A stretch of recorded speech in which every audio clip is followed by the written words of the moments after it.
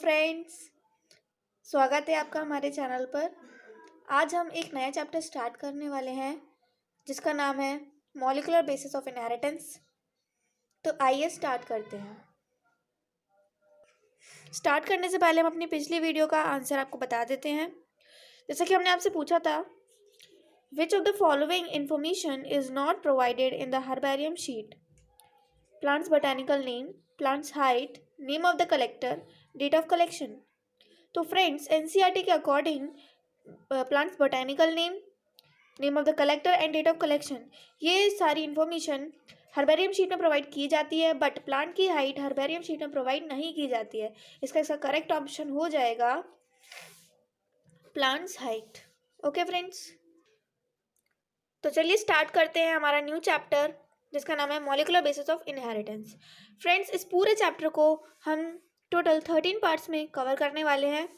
तो first part is structure of DNA, then packaging of DNA, फिर Griffith's experiment, Hershey and Chase experiment, replication, transcription, genetic code, mutation, tRNA, translation, lac operon, human genome project and finally DNA fingerprinting.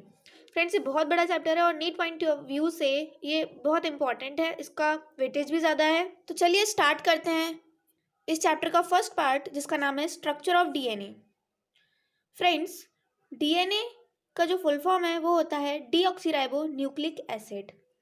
Friends, जो DNA है वो हमारे cell के अंदर जो nucleus होता है उसके अंदर प्रेजेंट होता है। लेट कंसिडर ये हमारा एक सेल है, उसके अंदर का ये न्यूक्लियस है, इसके अंदर न्यूक्लियोप्लाज्म होगा, प्लस इसमें इसके अंदर ही डीएनए भी प्रेजेंट होगा। इसलिए जो डीएनए है वो हमारे सेल का जेनेटिक मटेरियल कहा जाता है। ओके फ्रेंड्स, जो डीएनए है उसको हम पॉलीन्यूक्लियोटाइड भी बोलते हैं। इसलिए बोलते हैं क्योंकि जो डीएनए है, माने कि जो जेनेटिक मटेरियल है, वो बहुत सारे न्यूक्लियोटाइड से मिलकर बना होता है। फ्रेंड्स, जो बेसिक यूनिट होती है किसी भी न्यूक्लिक एसिड की या डीएनए की, वो होती है न्यूक्लियोटाइड। चलिए आइए समझते हैं कि न्यूक्लियोटाइड का लिटरल मीनिंग क्या होता है। फ्रेंड्स, जो न्यूक्लियोटाइड्स होता है वो 3 चीज़ों से मिलकर बना होता है। जो पहला है वो है sugar. It is a pentose sugar जो कि 5 कार्बन से मिलकर बनी होती है। ये 2 तरह की होती है, राइबोज शुगर या डीऑक्सीराइबोज शुगर। जो राइबोज शुगर होती है वो प्रेजेंट होती है आरएनए में, जो डीऑक्सीराइबोज शुगर होती है वो प्रेजेंट होती है डीएनए में। जो सेकेंड पार्ट है हमारे न्यूक्लियोटाइड का वो है नाइट्रोजन बेसिस। ये 2 तरीके की होती हैं, एक होती है प्यूरिन्स एंड एक होती है पायरिमिडीन्स। प्यूरिन्स का एग्जाम्पल होता है adenine and guanine, and pyrimidines का एग्जाम्पल होता है थाइमिन, साइटोसिन एंड यूरासिल। इसमें से जो यूरासिल होती है वो आरएनए में प्रेजेंट होती है एंड थाइमिन डीएनए में प्रेजेंट होती है, और जो साइटोसिन, गुआनिन एंड एडेनिन होती हैं वो दोनों आरएनए और डीएनए दोनों में प्रेजेंट होती हैं। अब बात करते हैं फॉस्फेट की। जो थर्ड पार्ट है हमारा न्यूक्लियोटाइड का वो होता है फॉस्फेट ग्रुप।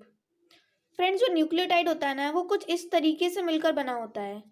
ये मान लीजिए ये है पेंटोज शुगर, ये है फॉस्फेट ग्रुप और ये है नाइट्रोजन बेसिस। नाइट्रोजन बेसिस अगर ये आरएनए है तो इनमें से नाइट्रोजन बेस एडेनिन हो सकती है, गुआनिन हो सकती है, साइटोसिन हो सकती है एंड यूरासिल हो सकती है। और अगर ये डीएनए है तो यूरासिल को छोड़कर ये thymine, cytosine, guanine and adenine ये सब हो सकती हैं। अगर ये आरएनए होगा न्यूक्लियोटाइड तो यहाँ पे जो शुगर होगी वो होगी राइबोज शुगर, और अगर ये डीएनए का न्यूक्लियोटाइड है तो यहाँ पे जो शुगर होगी वो होगी डीऑक्सीराइबोज शुगर। और जो फॉस्फेट ग्रुप है वो दोनों में कॉमन है। और ये जो पूरा हमारा जो स्ट्रक्चर बना दैट इज अ न्यूक्लियोटाइड, इसे हम एक न्यूक्लियोटाइड बोलेंगे। फ्रेंड्स, एक न्यूक्लियोटाइड के अंदर जो बॉन्ड होता है शुगर और नाइट्रोजन बेस के बीच में उसे हम बोलते हैं ग्लाइकोसिडिक लिंकेज, और जो बॉन्ड होता है फॉस्फोरस, फॉस्फेट ग्रुप और शुगर के बीच में उसे बोलते हैं एस्टर लिंकेज। तो फ्रेंड्स देखिए, जब ये जो न्यूक्लियोटाइड्स हैं वो आपस में जुड़ते चले जाते हैं बाय द फॉस्फोडाइस्टर लिंकेज, तो ये एक चेन बना लेते हैं पॉलीन्यूक्लियोटाइड की। ये एक पॉलीन्यूक्लियोटाइड चेन और ये दूसरी पॉलीन्यूक्लियोटाइड चेन। जैसा कि आप देख सकते हैं यहाँ पर शुगर, फॉस्फेट ग्रुप और nitrogen base, then sugar, phosphate group, nitrogen base. और एक न्यूक्लियोटाइड दूसरे न्यूक्लियोटाइड से जुड़ा हुआ है, इसको हम बोलेंगे फॉस्फोडाइएस्टर लिंकेज। ठीक है। अब फ्रेंड्स बात आती है, जो एक पॉलीन्यूक्लियोटाइड चेन है डीएनए की और जो दूसरी पॉलीन्यूक्लियोटाइड चेन है वो आपस में हाइड्रोजन बॉन्ड्स के थ्रू जुड़ी होती है। ये आप देख सकते हैं यहाँ पर डॉटेड लाइन से, ये सारे हैं हाइड्रोजन बॉन्ड्स। फ्रेंड्स देखिए यहाँ पर जो फॉस्फेट ग्रुप है वो पेंटोज शुगर से या तो उसके 5th कार्बन पर जुड़ता है और या तो उसके 3rd कार्बन पर जुड़ता है। तो देखिए ये वाला जो फॉस्फेट है ये पेंटोज शुगर के 5th कार्बन से जुड़ चुका है, इसलिए जो एंड होगा ये वाली पॉलीन्यूक्लियोटाइड चेन का ये वाला एंड, इसको हम बोलेंगे 5' एंड। और देखिए फ्रेंड्स यहाँ ये वाली जो शुगर है उसका जो 3rd कार्बन है वो खाली है, इसलिए हम इसको बोल देंगे 3' एंड। फ्रेंड्स जो एक पॉलीन्यूक्लियोटाइड चेन होती है डीएनए की वो जस्ट कॉम्प्लीमेंट्री होती है दूसरी पॉलीन्यूक्लियोटाइड चेन की। आप देख सकते हैं यहाँ पर 5' एंड है तो यहाँ पर 3' एंड होगा, यहाँ पर 3' एंड है तो यहाँ पर 5' एंड होगा। और एक पॉलीन्यूक्लियोटाइड चेन में अगर प्योरीन्स हैं तो दूसरी में जो कॉम्प्लीमेंट्री चेन है उसमें पायरिमिडीन्स होंगी। ओके फ्रेंड्स, तो ये है बेसिक स्ट्रक्चर ऑफ डीएनए। अब देखिए फ्रेंड्स कुछ स्पेशल पॉइंट्स हैं डीएनए को लेकर। Adenine always pairs with thymine with double hydrogen bonds and cytosine always pairs with guanine with triple hydrogen bonds. यानी कि जो एडेनिन है वो हमेशा थाइमीन के साथ पेयर करेगा विथ 2 हाइड्रोजन बॉन्ड्स एंड जो साइटोसिन है वो हमेशा गुआनिन के साथ पेयर करेगा विथ 3 हाइड्रोजन बॉन्ड्स।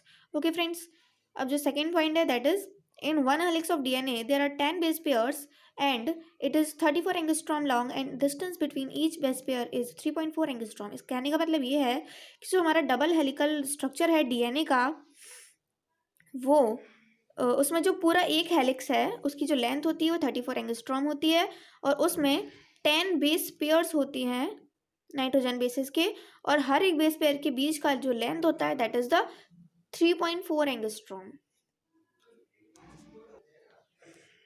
अब हमारे पास एक रूल आता है जिसे हम बोलते हैं चारगफ्स इक्विवेलेंसी रूल। इस रूल के अकॉर्डिंग क्या है, the ratio of adenine and thymine and guanine and cytosine in a double stranded DNA is always constant and equals 1। Friends इसका मतलब ये है कि एक डबल स्ट्रैंडेड डीएनए में हमेशा जो प्यूरिन्स का नंबर होगा वो हमेशा पायरिमिडीन्स के नंबर के इक्वल होगा और उन दोनों का जो रेशियो होगा वो हमेशा कांस्टेंट होगा और 1 के इक्वल होगा। जैसा कि आप देख सकते हैं एडेनिन प्लस गुआनिन यानी कि प्यूरिन और थाइमिन प्लस साइटोसिन यानी कि pyrimidines, it means purine upon pyrimidine is equals to 1। और ये चारगफ्स इक्विवेलेंसी रूल बहुत बहुत इंपॉर्टेंट है for the NEET point of view. चलिए अब हम कुछ एनसीईआरटी की लाइंस पर आ जाते हैं जो कि इंपॉर्टेंट है। जैसा कि आप देख सकते हैं इस पेज पर लिखा हुआ है a bacteriophage known as 5174 has 5386 nucleotides. Bacteriophage lambda has 48502 base pairs and Escherichia coli has 4.6 into 10 power 6 base pairs and a haploid content of human DNA is 3.3 into 10 power 9 base pairs। Friends ये जो data है ये बहुत important है NEET के लिए, कभी भी नीट में पूछा जा सकता है। अब हम आ जाते हैं दूसरे पेज पर एनसीईआरटी के। इसमें लिखा हुआ है in RNA the uracil is found at the place of thymine, bracket में लिखा हुआ है 5-methyl uracil another chemical name for thymine. Friends ये बहुत ज़्यादा इंपॉर्टेंट है। यहाँ पे एक और इम्पॉर्टेंट लाइन है DNA is an acidic substance present in the nucleus was first identified by the Friedrich Miescher. ये नाम साइंटिस्ट का बहुत बहुत इंपॉर्टेंट है जिन्होंने पहली बार डीएनए को एज एसिडिक सब्सटेंस फाउंड किया था। फ्रेंड्स यहाँ पर एक और इम्पॉर्टेंट लाइन है कि जो डबल हेलिक्स मॉडल दिया था डीएनए का वो दिया था James Watson and Francis Crick ने। जो साइंटिस्ट के नेम आपको दिख रहे हैं ना ये बहुत इंपॉर्टेंट है। तो चलिए फ्रेंड्स जाते जाते हम आपसे एक क्वेश्चन पूछ लेते हैं। In a double stranded DNA the adenine is 20%, the percentage of guanine is 30%, 20%, 90% and 60%। जल्दी से इसका आंसर हमें कमेंट करके बताइए। और आपको हमारा वीडियो अच्छा लगा हो तो लाइक कीजिए, शेयर कीजिए, सब्सक्राइब कीजिए और बेल नोटिफिकेशन को ऑन कीजिए ताकि आप हमारा कोई भी अपडेट मिस ना कर सकें। Thank you.